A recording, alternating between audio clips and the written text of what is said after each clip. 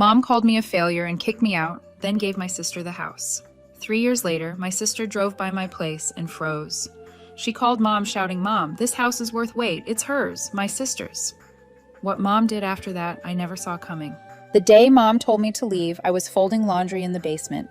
23 years old, working 2 jobs, and still living at home because rent in our city had become impossible. I heard her heels clicking down the wooden stairs, each step deliberate and sharp. "Jasmine," she said, not even waiting until she reached the bottom. "I need you out by the end of the month." I dropped the shirt I'd been folding. "What?" "You heard me." She crossed her arms, her perfectly manicured nails tapping against her blazer sleeve. "You're a grown woman. It's time you figured out your life instead of living here like some kind of parasite." The word stung worse than a slap. Parasite. I worked 50 hours a week between my receptionist job at a dental office and weekend shifts at a coffee shop. I paid her $300 a month for the privilege of sleeping in the room I'd grown up in. I bought my own food, did my own laundry, and barely even saw her most days. "Mom, I'm saving for a place. You know the market right now. Your sister managed just fine." She turned to go back upstairs. "Ashley got her degree, got her career, got married. What have you done? You're 23 years old with nothing to show for it." My throat tightened. I had dropped out of college, yes, but only because Dad got sick and someone needed to help with his care while he went through treatment. Someone needed to drive him to appointments, pick up prescriptions, sit with him during the bad days. Ashley had been 3 states away at her fancy university, and Mom had been too busy climbing the corporate ladder at her pharmaceutical company. "That's not fair," I managed. Mom paused on the stairs, glancing back. "Life isn't fair, Jasmine. The sooner you learn that, the better. I want you out in 3 weeks." She left me standing there among piles of half-folded clothes, my hands shaking. Dad had been gone for 2 years by then. Cancer won in the end, despite everything. I thought maybe Mom and I would grow closer after losing him, but instead she seemed to resent me more. Maybe I reminded her too much of him. We had the same dark curly hair, the same tendency to see the best in people, the same quiet way of moving through the world. Ashley was Mom's golden child blonde, confident, sharp-tongued, like our mother. She'd married Connor, a real estate agent who wore too much cologne and called everyone buddy. They lived in a nice condo downtown, the kind with adornment and granite countertops. I found a studio apartment in a rough neighborhood, the only thing I could afford with first and last month's rent.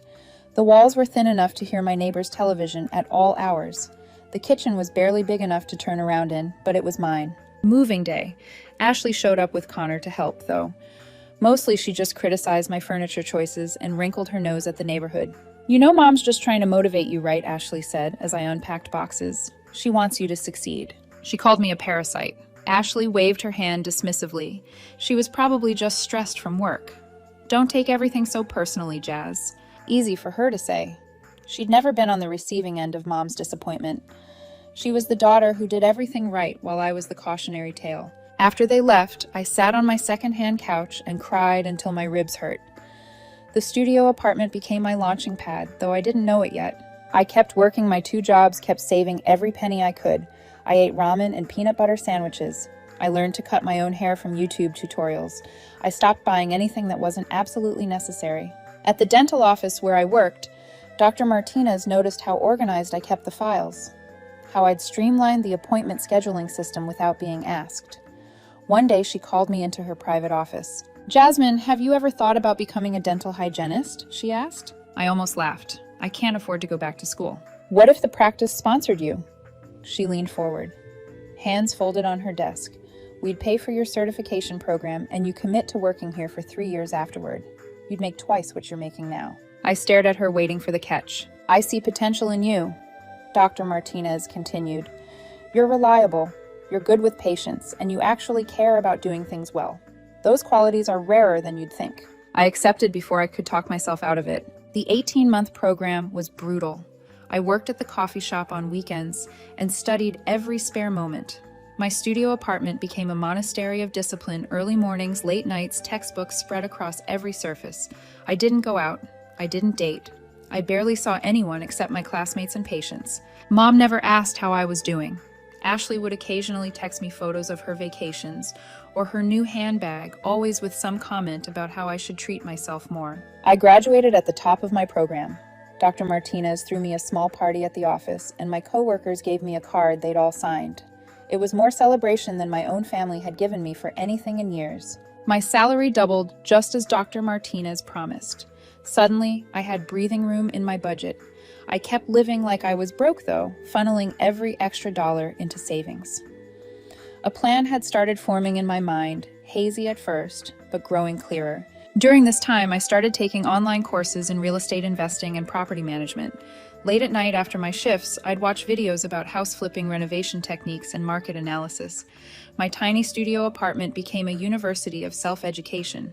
I filled notebooks with calculations, potential neighborhoods to invest in, and strategies for maximizing property value. The other hygienists at the office would invite me out for drinks after work, but I always declined. They probably thought I was antisocial or stuck up. The truth was simpler. Every dollar I didn't spend on a cocktail was a dollar closer to my goal. Every Friday night spent at home studying property listings instead of at a bar was an investment in my future. I remember one particular evening when Sarah, one of the dental assistants, cornered me in the break room. "Jasmine, you're 24 years old. You need to live a little. When's the last time you went on a date, bought yourself something nice?" I smiled politely and made an excuse about being tired. How could I explain that I was living? That every sacrifice felt purposeful, every choice deliberate, that I was building towards something none of them could see yet. My relationship with money had completely transformed. I started seeing everything through the lens of opportunity cost. That $15 brunch that was half a gallon of paint. Those new shoes everyone was wearing that was a vintage light fixture from an estate sale. I became obsessed with finding value with making every dollar work harder. I also started networking in ways I never had before. I attended free real estate investment meetups at the public library, sitting in the back and absorbing everything the speaker said. I introduced myself to contractors at hardware stores, asking questions about materials and labor costs. I volunteered at Habitat for Humanity on weekends, learning construction techniques while helping families in need. One of the contractors, I met an older man named Bill who'd been in the business for 30 years, took me under his wing. He saw something in me, maybe the hunger, maybe the determination. He started teaching me things that YouTube videos couldn't: how to spot foundation issues, how to negotiate with suppliers, which shortcuts were acceptable, and which would come back to haunt you. "You've got good instincts," Bill told me one Saturday as we worked on framing a wall, "and you're not afraid to get your hands dirty. That's rare." He didn't know that getting my hands dirty had become my favorite thing. There was something deeply satisfying about physical labor, about seeing tangible results from your efforts. After years of being told I was wasting my potential, I was discovering what my potential actually looked like, and it had nothing to do with the path my mother had envisioned for me. I also reconnected with a local community college where I dropped out not as a student this time, but to access their business resource center. They offered free seminars on entrepreneurship, small business loans, and financial planning.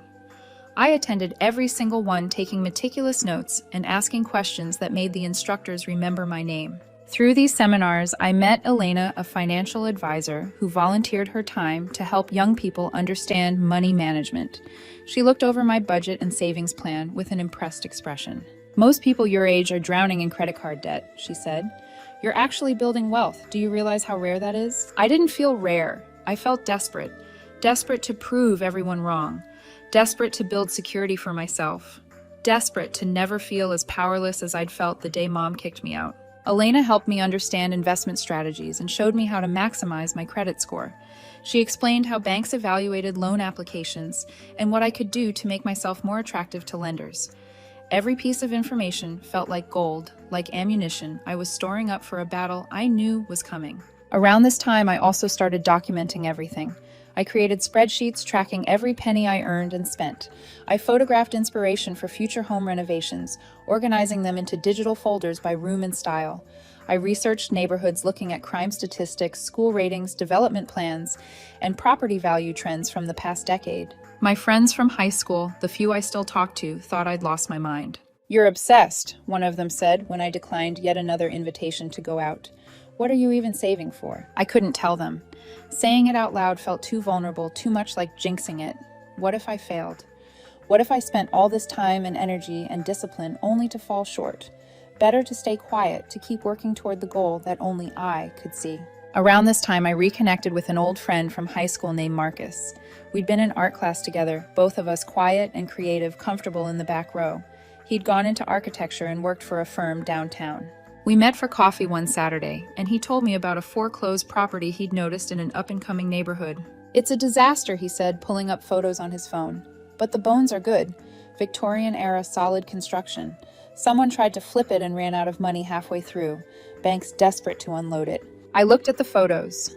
Peeling paint-boarded windows, overgrown yard, but I could see what Marcus saw. High ceilings, original hardwood, under the grime, beautiful woodwork around the windows. How much, I asked. He named a number that made my stomach drop, but it wasn't impossible. With my savings and a loan, I could just barely reach it.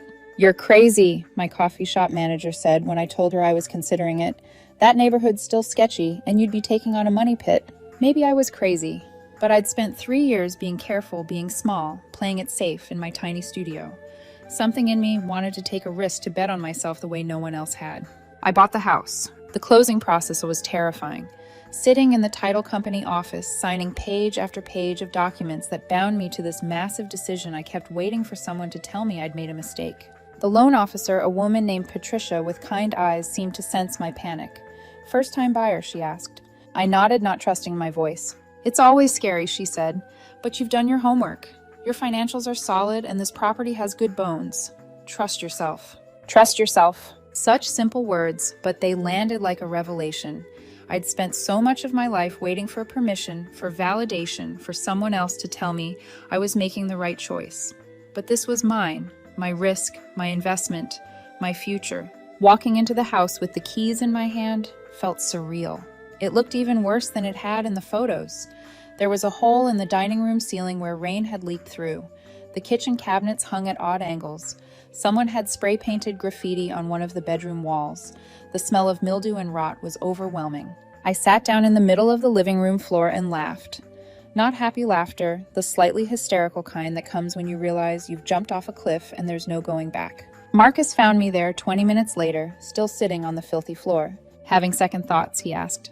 About 1,000 of them. He sat down next to me, not caring that his nice work pants were getting dirty. You want to know what I see when I look at this place? A money pit. Potential.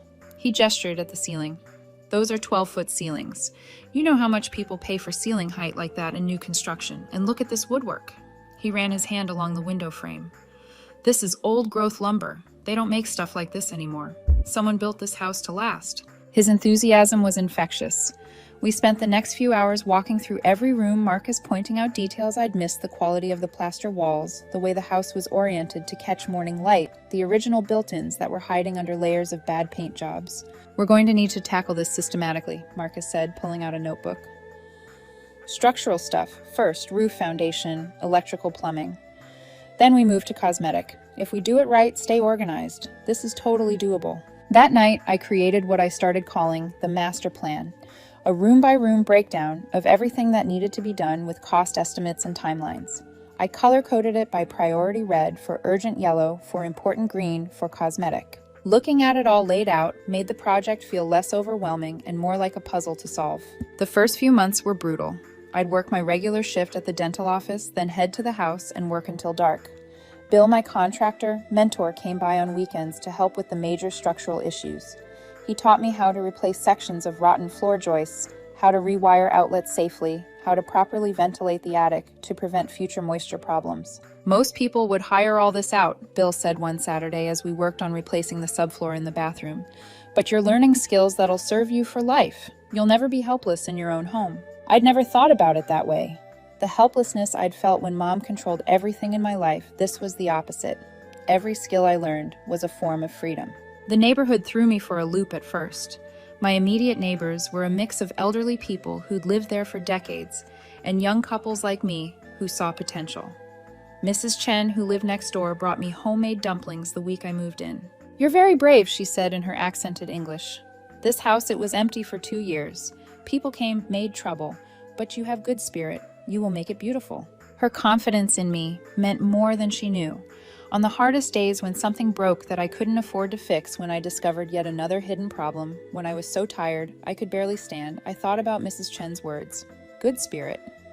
That's what I had, even when I had nothing else. I also discovered a community of other renovators in the neighborhood. We'd meet at the hardware store on Saturday mornings, comparing projects, sharing tips, occasionally trading materials. There was Jake and Melissa, a couple working on the Victorian 2 streets over. There was David, a software engineer, who bought a craftsman bungalow as a hobby project that had completely taken over his life. And there was Vanessa, a single mom who was converting a duplex so she could live in one unit and rent out the other. We formed an unofficial support group, texting each other, photos of problems we encountered, celebrating victories, commiserating over setbacks. They got it in a way my old friends couldn't: the obsession, the exhaustion, the profound satisfaction of building something with your own hands. One evening, about 6 months into the renovation, I had a complete breakdown. I had just discovered that the minor plumbing issue mentioned in the inspection was actually a major sewer line problem that would cost thousands to fix. Money I didn't have, not if I wanted to stay on schedule. I called Marcus, crying so hard I could barely speak. "Come over," he said immediately. "Leave the house. Come to my place." An hour later, I was sitting in his apartment drinking tea while he ordered Thai food. "Tell me everything," he said. I did all of it. The sewer line, the dwindling budget, the fear that I'd bitten off more than I could chew, the nagging voice in my head that sounded suspiciously like my mother telling me I was a failure who'd made another stupid decision. Marcus listened until I ran out of words. Then he said, "First, that voice is wrong. You're not failing, you hit a setback. That's different. Second, we're going to figure this out. I know a guy who owes me a favor. He can probably do the sewer line for cost. Third, you need to stop working 7 days a week. You're going to burn out. I can't afford to slow down. You can't afford not to. Jasmine, you're running on fumes. Take 1 day off a week. Sleep in. Do something that has nothing to do with the house. You'll work better the other 6 days, I promise." I didn't want to admit he was right, but he was. I'd been pushing so hard for so long that I'd forgotten how to rest, how to be a person instead of just a renovation machine. So I started taking Sundays off. At first, I didn't know what to do with myself. I'd gotten so used to constant work that relaxation felt foreign. But gradually, I rediscovered small pleasures, reading books that weren't about home improvement, taking walks through different neighborhoods, looking at architecture just for enjoyment, rather than analysis, calling old friends I'd been neglecting. It was during one of these Sunday walks that I bumped into Ashley. Literally, we rounded a corner at the same time and nearly collided. "Jasmine." She looked genuinely shocked. "What are you doing in this neighborhood?" "Just walking. Connor and I were looking at condos nearby. He wants something with more space." She studied me. "You look different." "Good different. Have you been working out?" I almost laughed. "No, I've been renovating a house. Turns out demolition is a pretty good workout." "You're renovating where?" I deflected, not ready to share details. "A place in the city. It's a project." We made awkward small talk for a few more minutes before going our separate ways. As I watched her walk back to where Connor was waiting by their expensive car, I felt something unexpected. Not jealousy, but pity. Ashley had everything I was supposed to want. The successful career, the marriage, the perfect life Mom approved of. But she looked tired in a way that had nothing to do with physical exhaustion. The renovation continued month after month. Each room I completed felt like winning a small war. The kitchen took 3 months alone, tearing out old cabinets, updating plumbing, installing new countertops, tiling the backsplash. I did most of it myself, watching videos, making mistakes, redoing things until they were right. Bill checked in regularly, offering guidance and the occasional helping hand. "You're getting good at this," he said, examining my tile work. "Really good. Ever think about doing this professionally?" I hadn't, but the idea planted itself in my mind. Maybe this didn't have to be a one-time thing. Maybe I could do this again, help other people see potential in forgotten properties. I worked at the dental office during the week and demolished walls on weekends. I learned to lay tile, to patch drywall, to refinish floors. YouTube became my university again. I made mistakes, so many mistakes, but I learned from each one. My hands developed calluses. My back ached constantly. I smelled like paint thinner and sawdust. I'd never been happier. Months turned into a year, then 2. The house slowly transformed. I salvaged the original hardwood floors, refinishing them until they glowed honey gold. I kept the vintage fixtures, having them restored instead of replaced. I painted the exterior a soft sage green with cream trim, replacing the rotted porch with a new one that matched the original Victorian style. Marcus helped me design a modern kitchen that still felt in keeping with the house's character: white subway tiles, butcher block counters, open shelving. We converted the attic into a master suite with dormer windows that flooded the space with light. The overgrown yard became a garden with a stone path and raised beds for vegetables. I haunted estate sales and antique shops, finding furniture that fit the house's personality. A velvet sofa in dusty blue, a dining table made from reclaimed wood, brass fixtures, and vintage rugs. Every piece had a story, had been chosen with care. The neighborhood transformed around me too. Other young people bought the neglected houses on my street. A coffee shop opened on the corner, a real one, not a chain. Then a bookstore, a yoga studio, a farm-to-table restaurant.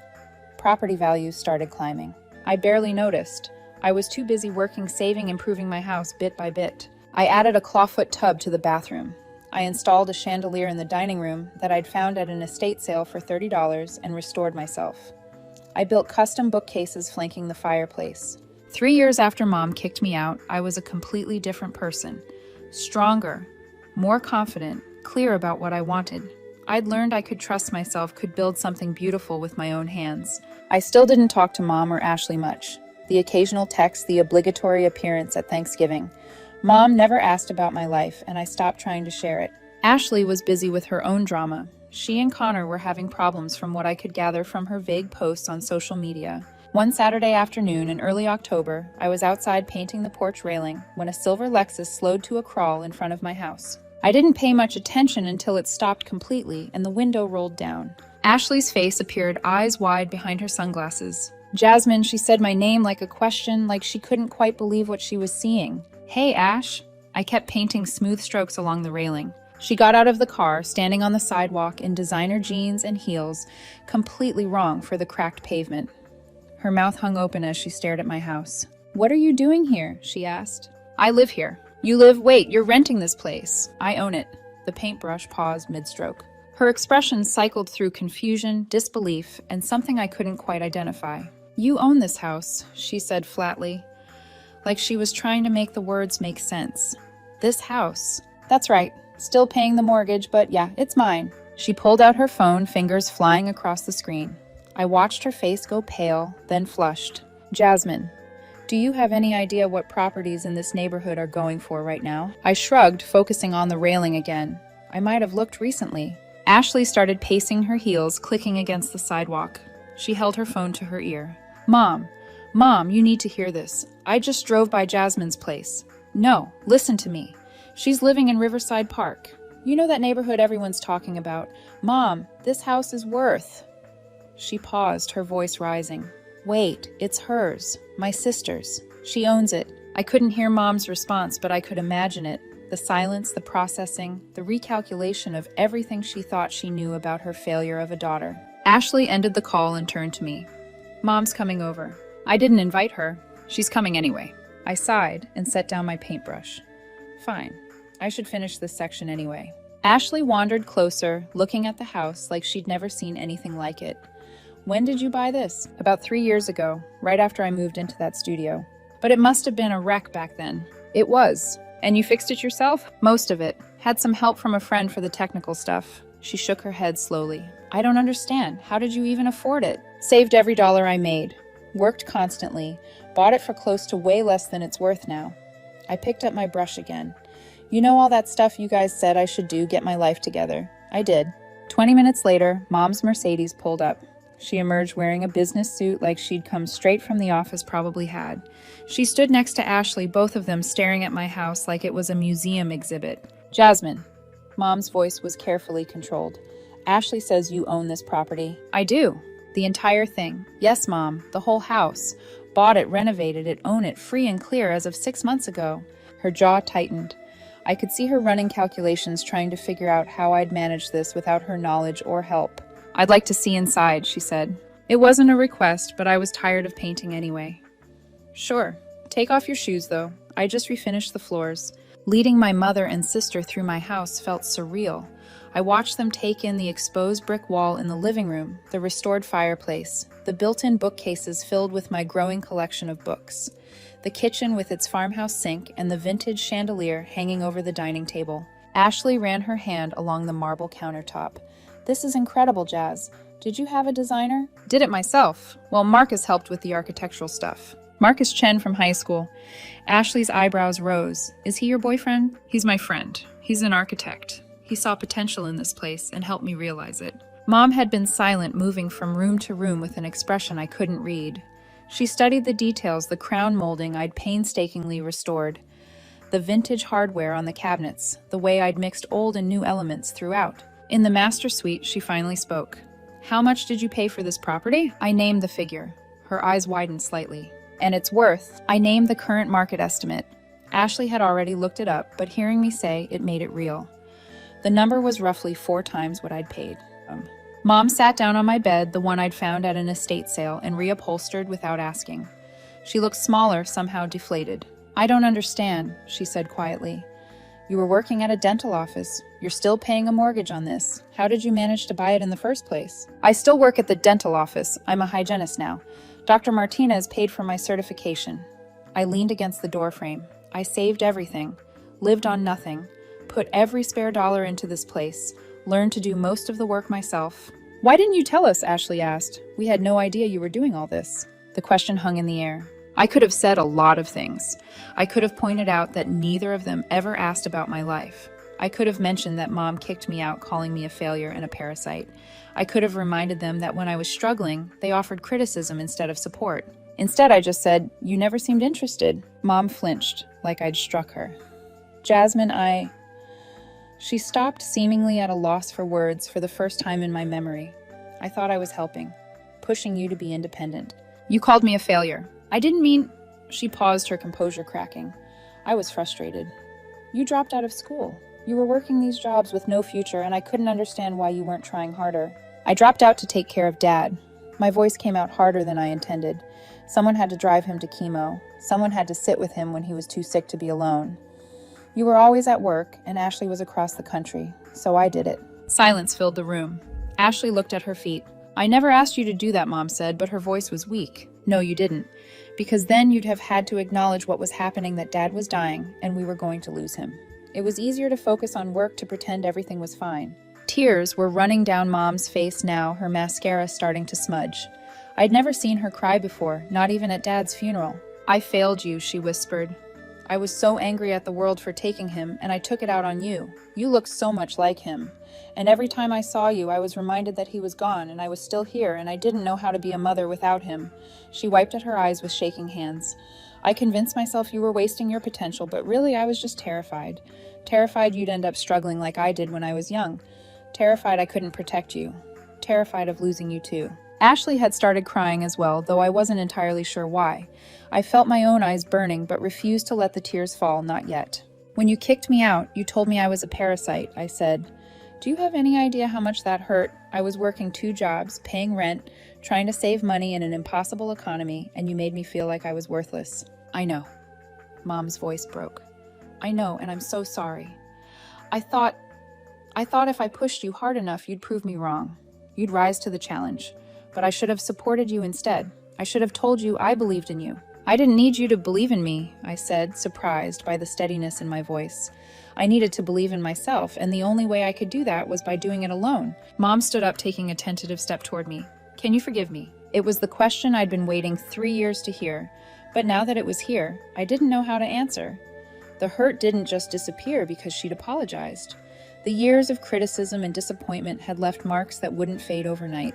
"I don't know," I said. "Honestly, I need time." She nodded, wiping at her eyes again.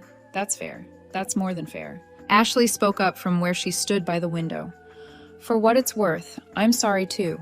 I should have stood up for you. I should have questioned Mom when she kicked you out. I was so busy being the golden child, I didn't stop to think about what that meant for you." I looked at my sister, really looked at her, and saw something I hadn't noticed before. She looked tired. The perfect facade she'd always maintained had cracks in it. "Are you okay?" I asked. She laughed, a bitter sound. "Connor and I are getting divorced. He cheated on me with a client. Been going on for months." She wrapped her arms around herself. "Mom gave us the house last year, remember? The one we grew up in? Well, it's going to have to be sold to split assets. So I'll be looking for a place to live soon." The irony wasn't lost on me. Mom had given Ashley our childhood home, the home I'd been kicked out of, and now Ashley was losing it too. "I'm sorry," I said, and meant it. "Don't be. I'm starting to think Mom did you a favor kicking you out. You had to figure out who you were without all of us telling you. I never did that. I just became who Mom wanted me to be, and now I have no idea who I actually am." We stood there, 3 women who'd spent years talking past each other, finally saying true things. Mom cleared her throat. "Jasmine, I know I have no right to ask this, but could we start over? Not forget the past, but maybe build something new. I thought about it. Thought about the anger I'd carried, how it had fueled me through late nights and hard work. Thought about the satisfaction of proving everyone wrong. But I also thought about Dad, how he'd always tried to bridge the gaps between us, how he'd hated when we fought. We can try, I said finally, but it's going to take work. Real work. Not just you feeling guilty for a few weeks and then going back to the way things were. I'll do the work Mom promised, whatever it takes. Ashley nodded. Me too. I didn't quite believe them, not yet, but maybe belief could come later. Built slowly, like I'd built this house. One careful choice at a time, one day after another, until something solid emerged. Okay, I said. Let's start with dinner. There's a new restaurant on the corner. We can walk there. As we headed downstairs, Mom paused by the living room bookshelf where I'd placed a framed photo of Dad. He was in the garden of our old house, dirt on his knees, grinning at the camera. He'd be so proud of you, Mom said softly, touching the frame. I should have told you that more. He'd be proud of the woman you've become. Something in my chest loosened just a little. Thanks, Mom. We walked to the restaurant in the golden October light leaves, crunching under our feet. The neighborhood I'd bet everything on had transformed around me. But more than that, I had transformed. I wasn't the scared 23-year-old who'd been called a parasite and told to leave. I was someone who had built a life with her own hands, who trusted herself even when no one else did. At dinner, we talked about small things at first, the menu, the decor, the weather. Gradually, we moved to bigger topics. Ashley told us more about her divorce, the warning signs she'd ignored. Mom talked about work stress, how she'd used it as a shield against dealing with Dad's death. I shared stories about the renovation, the disasters and triumphs, the lessons I'd learned. As the evening wore on, something shifted. We weren't fixed. Healing doesn't work that way, but we were talking, really talking, maybe for the first time in years. When we finished eating, Mom picked up the check before either Ashley or I could reach for it. Let me, she said. It's the least I can do. Outside the restaurant, she hugged me. A real hug, not the awkward side squeeze she usually offered. I really am proud of you, she whispered. Not just the house, everything. The way you didn't give up even when I made it so much harder than it needed to be. I know, I said, and this time I meant it. Ashley hugged me next. Can I come back sometime? Maybe you could show me how you did some of this stuff. I'm going to need to figure out where to live. And maybe I could try doing something for myself instead of just buying what looks right. Anytime I told her. They drove away in their expensive cars, and I walked back to my house. My house that I built with determination, paint-stained hands, and sheer stubborn will. The porch light glowed warm and welcoming. The sage green paint looked perfect in the dusk. Marcus called as I was heading inside. How'd the painting go? He asked. Got interrupted. Ashley drove by. Then Mom showed up. Oh man, how bad was it? Actually, not as bad as I expected. They apologized. We're going to try to do better. That's good, right? I thought about it sitting on my porch steps looking at the life I'd created. Yeah, it's good. Scary, but good. You want company? I can bring pizza. That sounds perfect. While I waited for Marcus, I went back to painting the porch railing. The mindless, repetitive work felt good, each brushstroke smooth and sure. In the distance, I could hear the neighborhood coming alive, laughter from the restaurant, patio music from someone's open window, the gentle hum of people living their lives. 3 years ago, Mom told me I was a failure and kicked me out of the only home I'd ever known. She gave my sister the house. Now I had built one of my own brick by brick, choice by choice, every nail and coat of paint, a declaration that I was enough. When Marcus arrived with pizza, we sat on the steps and ate straight from the box, watching the sunset burn gold over the rooftops. You know, he said between bites, you could probably flip this place for a massive profit if you wanted. I smiled. I could, but I won't. This one's staying mine. He nodded. Yeah, I get that. We ate in companionable silence for a while. The air was cool, crisp with the promise of fall. You ever think about what's next? Marcus asked. Now that the house is done. Sometimes I admitted. I think maybe I'll help other people do what I did. Teach them how to start small, take control of their lives. Maybe even buy another fixer-upper someday. You'd be great at that, he said. You've got grit and vision. I laughed softly, and a very sore back.